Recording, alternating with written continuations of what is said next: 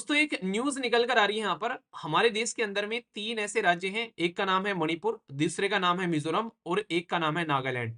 इन तीनों राज्य के अंदर में अब से कोई भी फॉरेनर फॉरेनर मतलब कोई बाहर का इंसान एंट्री नहीं कर पाएगा। सरकार यहाँ पर इंटरनेट को बैन कर देती है यहाँ पर इमीडिएटली। इसका मतलब ये ना तो आप लोग किसी के साथ में कोई मैसेज भेज पाएंगे, ना ही आप लोग कोई वीडियो देख पाएंगे, ना ही आप लोग व्हाट्सएप वगैरह चला पाएंगे। तो मिनिस्ट्री ऑफ होम अफेयर ये काम करती है। उसके मिनिस्टर कौन है आप लोग ये बताइए। सबसे बड़ी बात तो यहां पर ये होगी कि हर एक इंसान को चेक किया जाएगा कि भाई ये इंसान कौन है, उसका आइडेंटिटी प्रूफ क्या है। यहाँ पर दोस्तों एक न्यूज निकल कर आ रही है यहाँ पर हमारे देश के अंदर में तीन ऐसे राज्य हैं। एक का नाम है मणिपुर, दूसरे का नाम है मिजोरम और एक का नाम है नागालैंड। अगर आप लोग मैप में देखोगे मणिपुर, मिजोरम एंड नागालैंड, तो आप लोग यहाँ पर देखने को मिलेंगे ये हो गया मणिपुर, ये हो गया मिजोरम और ये हो गया नागालैंड। और ऊपर चले जाओगे तो आप लोग को देखने को मिलेगा अरुणाचल प्रदेश। इन तीनों राज्य के अंदर में अब से कोई भी फॉरेनर फॉरेनर मतलब कोई बाहर का इंसान एंट्री नहीं कर पाएगा। उनकी एंट्री को जो है वो रिस्ट्रिक्ट कर दिया गया है। इसके पीछे क्या कानून है हमारे देश के अंदर में अगर किसी को रिस्ट्रिक्टेड करना है। और ये रिस्ट्रिक्शन जो है 14 साल बाद फिर से लगाई गई है। यानी कि अब से 2010 में ये रिस्ट्रिक्शन हमारे देश के अंदर में इन राज्यों के अंदर में हुआ करती थी, पर उसको ओपन कर दिया गया था टूरिज्म यानी कि पर्यटन को बढ़ाने के लिए। पर लेकिन फिर से रिस्ट्रिक्शन इंपोज कर दी गई है। तो इसके बारे में मैं आप लोगों को इन्फॉर्मेशन दूंगा और यहाँ पर किस पर्टिकुलर कानून के थ्रू रिस्ट्रिक्शन लगाई जा रही है उसके बारे में भी मैं आप लोगों से बात करूंगा। सबसे पहले तो एक चीज आप लोग यहाँ पर ध्यान रखिए, ये मुद्दा क्यों निकल कर आ रहा है। फिलहाल के टाइम पर जो म्यांमार है उसके अंदर में म्यांमार की आर्मी रूल कर रही है, ना कि डेमोक्रेटिकली इलेक्टेड कोई गवर्नमेंट वहां पर है। मतलब वहां पर डेमोक्रेटिकली इलेक्टेड गवर्नमेंट यानी कि वो सरकार जो कि जनता के द्वारा चुनी गई थी वो सलाखों के पीछे आज की डेट में जेल में पड़ी हुई है। तो आर्मी जो है वो पावर में है यहाँ पर, और आर्मी जो है वो यहाँ पर पूरे देश को कंट्रोल कर रही है। पर लेकिन देश के अंदर में कई जगह पर कई सारे लोग जो हैं वो प्रोटेस्ट करते हुए नजर आते हैं। आर्मी फिर उनको यहाँ पर सप्रेस करने की कोशिश करती है। इसके चलते कई सारे लोग अपनी जान बचाने के लिए हमारे देश के अंदर में एंट्री करते हुए नजर आते हैं। तो उनको एंट्री करने से रोकने के लिए और यहाँ पर और भी हमारे देश के अंदर में जो लॉ एंड ऑर्डर की सिचुएशन खराब होती है उसको ठीक करने के लिए यहाँ पर ये स्टेप उठाया गया है। और मणिपुर में आप लोगों को बताइए आज की डेट में माहौल कैसा है।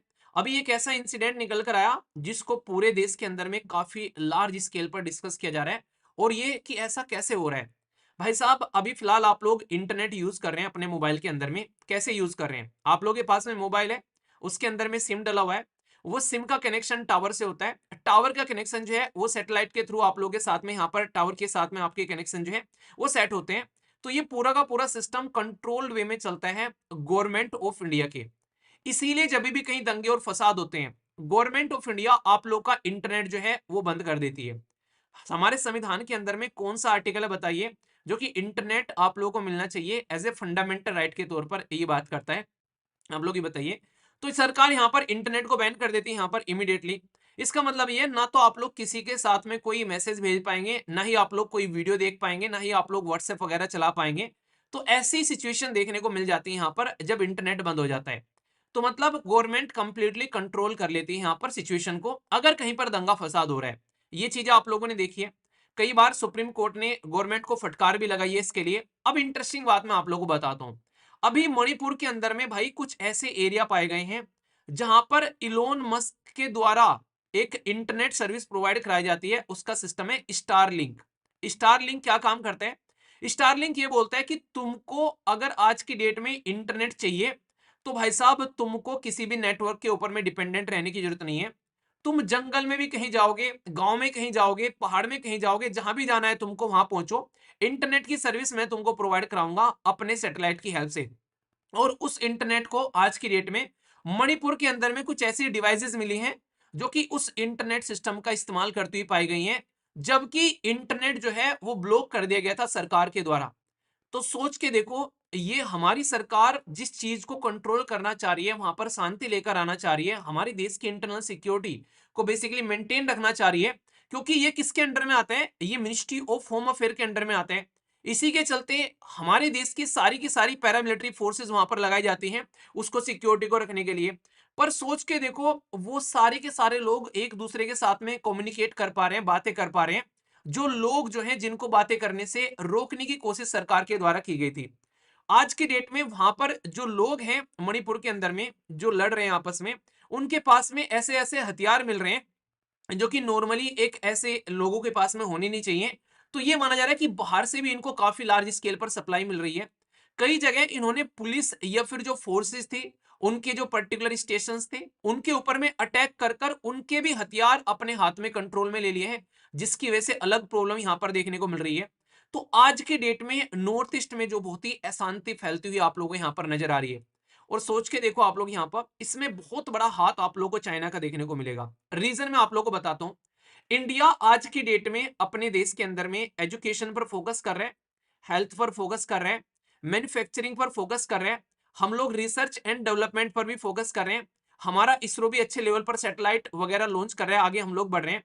और आज की डेट में हमारे देश के अंदर में और भी कई सारी चीजें हैं कि इंटरनेशनल लेवल पर हमको एक पावरफुल कंट्री के तौर पर देखा जाना स्टार्ट करने लगी है दुनिया। ऐसे टाइम पर क्या होता है, सोच के देखो कैसे टांग खींची जाती है। ऐसे टाइम पर यहां पर बांग्लादेश के अंदर में तख्ता पलट जाता है।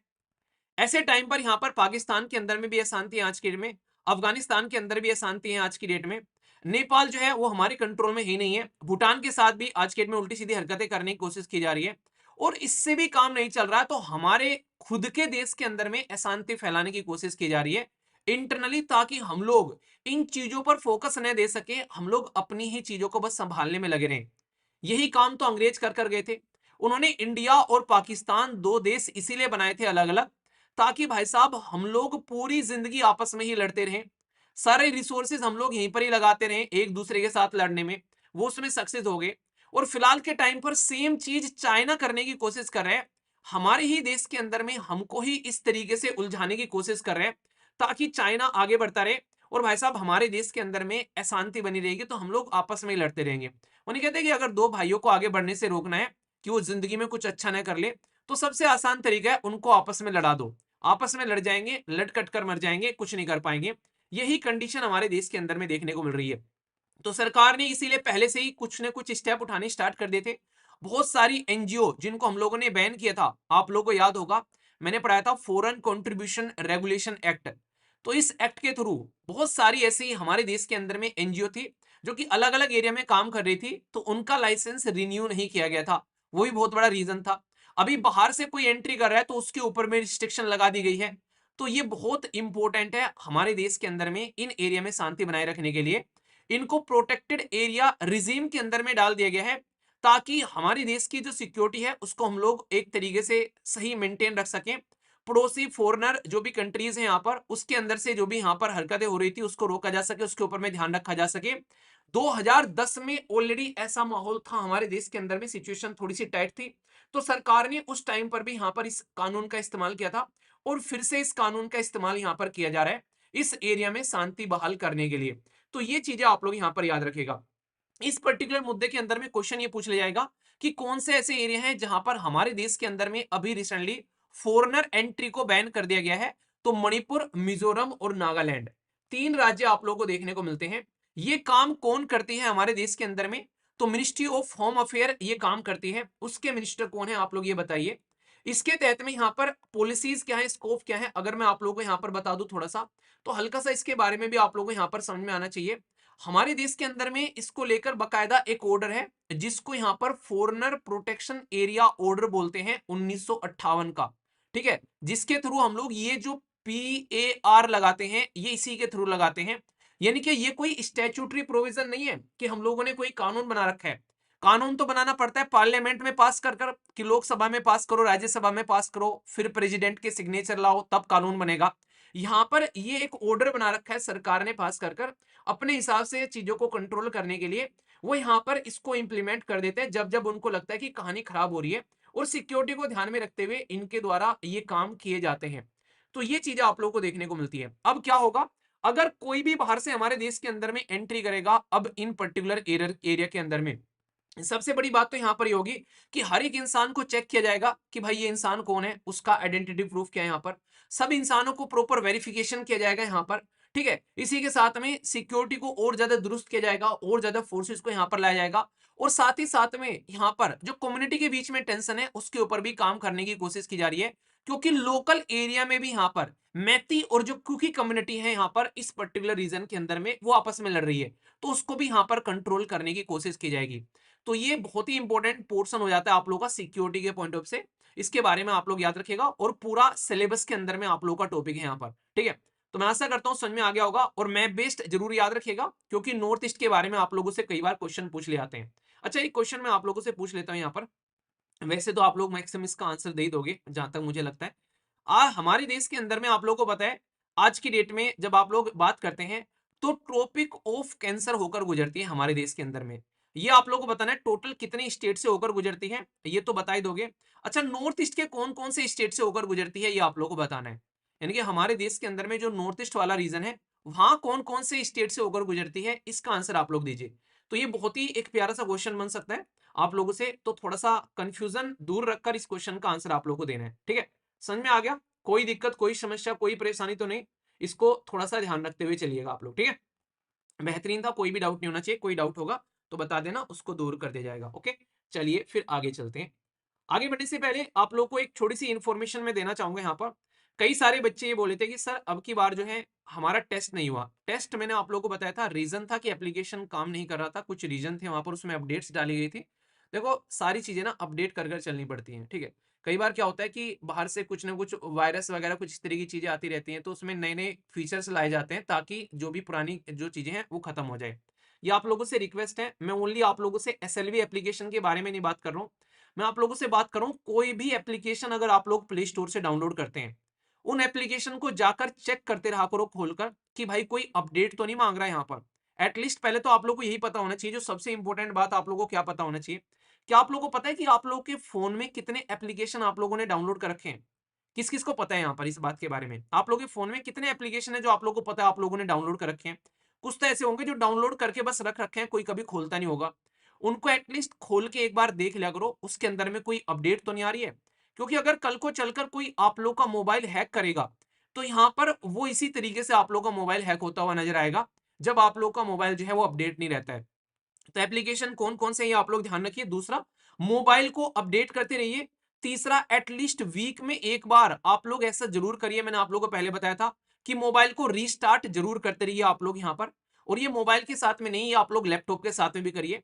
आप लोग का जो क्रोम ब्राउजर होता है उसको भी आप लोग एटलीस्ट अपडेट करते रहिए, क्योंकि कोई भी दिक्कत अगर देखने को मिलेगी तो फिर आप लोग इसके चलते प्रॉब्लम में आ जाओगे यहाँ पर, ठीक है। तो ये चीजें ध्यान रखना, क्योंकि अगर आप लोग इस तरीके से चीजों को लेकर चलोगे ना, पता नहीं है कि भाई कौन सा एप्लीकेशन पड़ा हुआ है और उसके क्या क्या डेटा पड़े हुए हैं, तो कभी भी मोबाइल हैक हो सकता है, पूरा मोबाइल कोई बाहर कंट्रोल करता हुआ नजर आएगा। क्योंकि एप्लीकेशन का बहुत इस्तेमाल किया जाता है, फेक एप्लीकेशन का, इस तरीके से चीजों को लेने के लिए। तो एसएलवी एप्लीकेशन भी आप लोग अपडेट करते रहिए, जब भी कोई अपडेट आती है तो तुरंत प्ले स्टोर पर जाइए, किसी भी एप्लीकेशन का जो भी आप लोग यूज कर रहे हैं तो उसको अपडेट करते रहिए, ठीक है। तो ये चीजें आप लोग ध्यान रखना। मैं आशा करता हूं आप लोग के माइंड में इसको लेकर कंफ्यूजन नहीं होगा। इसी के साथ में यूपीएससी का नया क्लासेस आप लोगों के लिए स्टार्ट होने जा रही है, तो उनके लिए आप लोग रेडी रहिएगा, जो सीरियस हैं आने वाले साल को शानदार बनाने के लिए। तो ये प्रॉपर क्लासेस चलेगी। प्रीलिम्स फोकस रिवीजन सीरीज यानी कि रिवीजन कोर्स आप लोग का आएगा, प्रीलिम्स क्रैश कोर्स आप लोग इसको बोल सकते हैं, वो आप लोग का यहाँ पर लॉन्च किया जाएगा। 1 तारीख से यहाँ पर इसके अंदर में आप लोग की क्लासेस स्टार्ट होंगी, उसके बारे में भी इंफॉर्मेशन अपडेट कर दी जाएगी जल्दी, ताकि जो प्रीलिम्स को लेकर पूरे ओरिएंटेड होकर चल रहे हैं उसकी प्रिपरेशन कराई जा सके। रिवीजन सीरीज आप लोग की अभी देखने को मिलेगी, जो कि प्रीलिम्स ओरिएंटेड आप लोग की चलने वाली है, तो उसके लिए भी आप लोग तैयार रहना, जिसमें कंप्लीट करंट अफेयर आप लोग का तैयार किया जाएगा। प्रैक्टिस सेशन ऑलरेडी आप लोग के एसएलवी आईएएस पर चल ही रहे हैं, उनके लिए आप लोग उसको अटेम्प्ट करिए ज्यादा से ज्यादा, जो मैम आप लोग के सेशन ले रही हैं। अगर सीरियसली आप लोग समझना चाहते हैं कि कैसे अटेम्प्ट करने हैं, तो बहुत तसल्ली में वहां पर क्लासेस आप लोग की चल रही हैं। स्टेट पीसीएस की क्लासेस चल रही हैं एसएलवी आईएएस के ऊपर में। साथ ही साथ में बैंकिंग का जो अभी आप लोग का नया क्लासेस स्टार्ट हो रही है, आप लोग का जो बैंक की तैयारी कर रहे हैं खासकर उनको बता देना। एसबीआई के क्लर्क के फॉर्म आए हैं, बहुत लार्ज स्केल पर वैकेंसी आई है, मतलब 13 14 फिर 17 18 हजार की करीब वैकेंसी है। अगर कोई तैयारी कर रहा है उस पर्टिकुलर पेपर की, तो एसएलवी बैंकिंग वाले चैनल पर आप लोग की क्लासेज जो है वो स्टार्ट होने वाली है। कल से कोर्स लॉन्च होने वाला है आप लोगों वहां पर 20 तारीख से शाम को, तो उसके लिए भी आप लोग तैयार रहिए। तो जिस भी सेक्शन में आप लोग तैयारी कर रहे हैं सबके लिए कुछ ना कुछ मिलेगा एसएलवी एप्लीकेशन पर।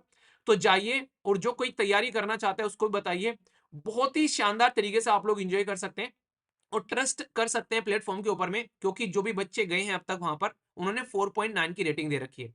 तो ये आप लोग जरूर कनेक्ट करिए।